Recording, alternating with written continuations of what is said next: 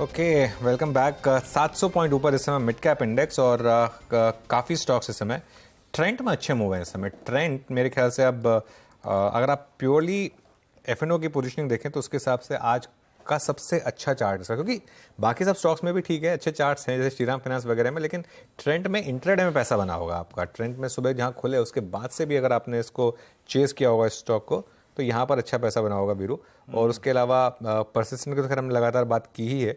उसके अलावा कुछ और स्टॉक्स जहाँ पर आप इस समय मूव्स देख रहे हैं, मतलब अगर आप प्योरली अगर इंटरडे रिकवरी के हिसाब से, इंटरडे रैली के हिसाब से फोकस कर रहे हैं तो एक और स्टॉक लेकर आइए, पिडिलाइट। और पिडिलाइट देखिए बजरा, पिडिलाइट इस समय डे हाई पर आया और काफ़ी इंटरेस्टिंग मूव यहाँ पर। लेकिन अब बात करते हैं मार्केट बिग वॉइसेस में, और आज हमारे साथ हैं मोतीलाल ओसवाल फाइनेंशियल सर्विसेज से गौतम दुग्गड़। बतौर रिसर्च हेड गौतम दुग्गड़ वैसे तो 17 सेक्टर को कवर करते हैं, लेकिन इन्हें एफएमसीजी का स्पेशलिस्ट माना जाता है। इक्विटी मार्केट में 13 वर्षों का अनुभव रखने वाले गौतम मोतीलाल ओसवाल से साल 2012 से जुड़े हुए हैं। केमिकल इंजीनियर हैं, आईआईएम कलकत्ता से एमबीए की पढ़ाई की है गौतम ने, और करीब करीब 220 शेयरों पर पैनी नज़र रखते हैं। Gautam ji good morning. बहुत अच्छा लगता है मुझे आपसे बात करके, क्योंकि आप नंबर्स के साथ बात करते हैं हमेशा। तो अब बताइए, इस समय जो ये करेक्शन आई और खासतौर से मिड कैप्स में जो करेक्शन आई, इसके बाद क्या व्यू बन रहा है? क्या कुछ स्टॉक्स आए अब इस समय वापस एक अच्छे वैल्यू जोन में या बाय जोन में? हाय अनुज, गुड मॉर्निंग। यहाँ आमंत्रित करने के लिए शुक्रिया। सी करेक्शन अभी केवल इंडेक्स लेवल पे देखें तो 5% हुआ है निफ्टी में। हम आई थिंक अपना जो टॉप था 20,000 था, वहां से अभी हम 19,000 तक आए हैं। बट जो मिड कैप और स्मॉल कैप के शेयर्स है, कुछ कुछ शेयर्स 15, 20, 25% भी गिरे हैं। बट ऐसे ही होता है, मिड कैप स्मॉल कैप हमेशा आउट परफॉर्म भी जब करते हैं तो बड़े मार्जिन के साथ करते हैं, और जब गिरते भी है तो गिरावट भी बहुत तेजी से आती है। एक जरूरी था, मतलब हम कई महीनों से डिस्कस कर रहे हैं कि मार्केट में करेक्शन की जरूरत है। बट मार्केट कभी ऑब्लाइज नहीं करता है, जब आपको चाहिए तब करेक्शन नहीं देता है। किसी कैटलिस्ट इवेंट की जरूरत थी, कोई रीजन का जरूरत था, एक्सक्यूज का जरूरत था। वो हमें जियोपॉलिटिकल हेडविंड्स के वजह से मिल गया। इजराइल पैलेस्टीन का जो कॉन्फ्लिक्ट चालू है, प्लस यूएस बॉन्ड यील्ड्स 5% तक चले गए थे और मार्केट काफी कंप्लेसेंट था। तो उस हिसाब से थोड़ी बहुत गिरावट आई है। कुछ कुछ शेयर्स डेफिनेटली थोड़े से ज्यादा अट्रैक्टिव लग रहे हैं अभी। लेकिन अभी मुझे लगता है कई सारे ऐसे जो ओवर हीटेड स्पेसेस थे, जैसे डिफेंस, ईएमएस वगैरह वगैरह, 4-4, 5-5 गुना रेलवे पीएसयू के स्टॉक्स जो बढ़े हैं पिछले एक साल में, it won't be very difficult for them to correct another 20%। मतलब आप पिन पॉइंट नहीं कर सकते कि यहाँ पे बॉटम बन गया, यहाँ से आपको खरीदना है, ये स्टॉक का ये लोवेस्ट लेवल है। It's a reflection of what is happening globally and domestically. आपने कल एफआई सेलिंग देखा है, कैश में कुछ 7,700 करोड़ का था। कैश प्लस फ्यूचर्स ऐड करते हैं तो लगभग लगभग $2 बिलियन का सेलिंग कल हुआ है। काफी इवॉल्विंग सिचुएशन है, और बिकॉज ये करेक्शन ग्लोबल रीजंस की वजह से आ रहा है, तो इस पे एक बहुत कॉन्क्रीट व्यू बनाना डिफिकल्ट हो जाता है। लार्ज कैप शेयर्स मुझे काफी अट्रैक्टिव लगते हैं, जो मुझे एक महीना पहले भी लगते थे। 19,500 पे भी निफ्टी 19 टाइम्स ट्रेड कर रहा था। 980 रुपए का, अगर आप 986 रुपए का अगर आप ईपीएस लेते हैं FY24 का, FY25 लेते हैं तो 17.5 का पी था एक महीना पहले। वहां से निफ्टी 5% और करेक्ट हो गया। तो मुझे लगता है लार्ज कैप शेयर्स बहुत ज्यादा अट्रैक्टिव हमें लग रहे हैं अभी, relatively between large cap mid caps. Okay, large caps पे आपका कन्विक्शन ज़्यादा है। गौतम जी नमस्कार, वीरेंद्र बोल रहा हूँ। मैं आपसे पूछना चाहूँगा एक एक करके, क्योंकि लीडरशिप हमेशा बैंकों के हाथ में होती है। हिस्टोरिकली जब भी हमने नया हाई क्रिएट किया है, without I mean bank Nifty के कभी भी क्रिएट नहीं किया है।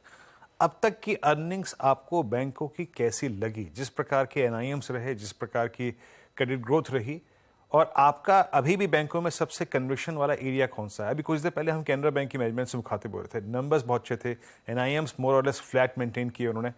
आपका व्यू बैंक्स पर इस वक्त, और आपकी कन्विक्शन लिस्ट में कौन कौन से बैंक्स हैं इस वक्त? Virendra ji, good morning. Incidentally Canara Bank बहुत अच्छा लगता है, रिजल्ट्स बहुत ही अच्छे आए कैनरा बैंक के। अभी तक जितना रिजल्ट्स बैंकिंग सेक्टर के आए हैं, प्राइवेट और पीएसयू में, दोनों इनलाइन आए हैं। प्राइवेट थोड़ा सा ज्यादा आया है, क्योंकि प्रोविजंस फिर से एक बार एक्सपेक्टेशन से कम आए, उसके वजह से अर्निंग्स थोड़े से बेटर आए हैं।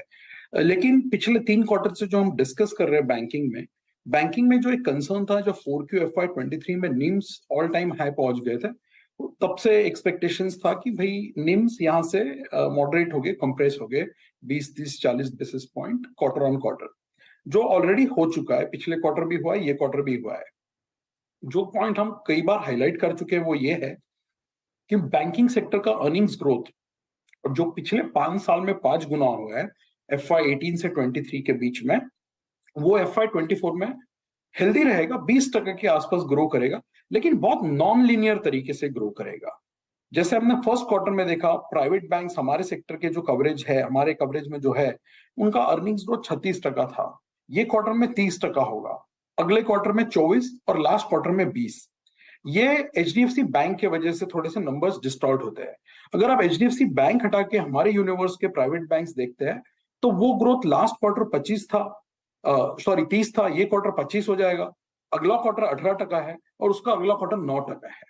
सो ग्रोथ में काफी एक मॉडरेशन आ रहा है और मार्केट ये एंटिसिपेट कर रहा है 1 साल से। इसलिए आप देख रहे हैं कि अर्निंग्स बहुत अच्छा आते हैं बैंक्स के पिछले 3-4 क्वार्टर से, बट स्टॉक्स में वो एक्साइटमेंट आपको नजर नहीं आया।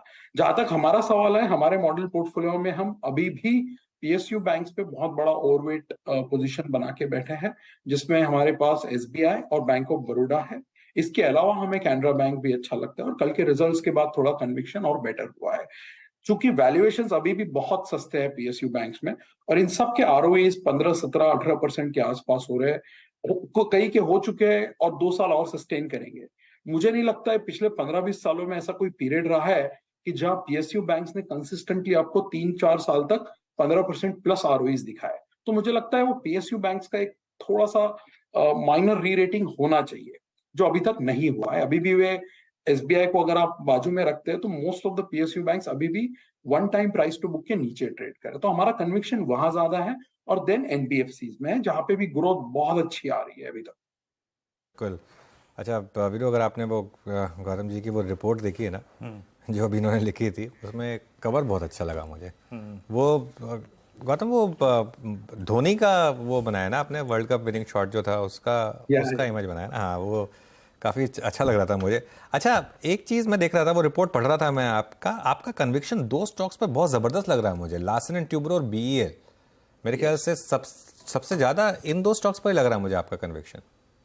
अनुज, एक्चुअली हमारा 3 या 4 सेक्टर पे कन्विक्शन ज्यादा है। जैसे मैंने आपको कहा, PSU बैंक और NBFC, क्योंकि वैल्यूएशंस बहुत सस्ते हैं वहां पे इन अ वेरी ओवरहीटेड मार्केट। दूसरा, कंज्यूमर डिस्क्रिशनरी। अगर आप मेरे मॉडल पोर्टफोलियो को देखेंगे उसी रिपोर्ट में, तो हमारे पास 8 कंजम्पशन स्टॉक्स है मॉडल पोर्टफोलियो में, जिसमें से केवल एक कंज्यूमर स्टेपल है, वो है ITC। बाकी के जो 7 स्टॉक्स है वो कंज्यूमर डिस्क्रिशनरी है, जिसमें टाइटन है, डीमार्ट है, metro, Indian hotel, Zomato, Kajaria और लेमन ट्री। 7 हम लोग डिस्क्रिशनरी पे बहुत बड़ा ओवरवेट बना के बैठे हैं। फिर ऑटो और इंडस्ट्रियल्स है, और इंडस्ट्रियल्स में आपने सही कहा, हम L&T पे बहुत बड़ा ओवरवेट पिछले 2 साल से लेके बैठे थे। So far it has worked out well because trailing 12-month return of L&T is almost 55%, और अभी भी बाकी इंडस्ट्रियल स्टॉक्स के मुकाबले L&T रिलेटिवली सस्ता लगता है, क्योंकि L&T 50, 60, 70, 80 PE पे नहीं ट्रेड कर रहा है, और ग्रोथ आ रही है, ऑर्डर बुक्स बन रहे हैं, ओवरऑल एग्जीक्यूशन भी इंप्रूवमेंट है, मार्जिन भी ठीक ठाक है। सो L&T पे हमने अपना ओवरवेट बनाए रखा है, कोई वेट चेंज नहीं किया है।